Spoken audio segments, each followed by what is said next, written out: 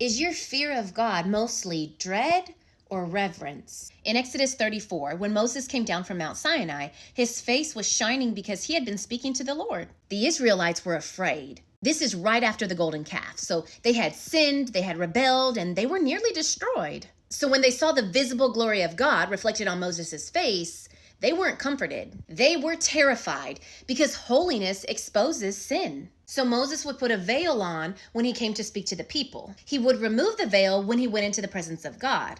The closer Moses was to God, the more radiant he became. He had no fear going into God's presence. The people, however, could barely handle even the reflection of that glory. That's the difference between dread and reverence. When you're walking in rebellion, God's holiness feels threatening.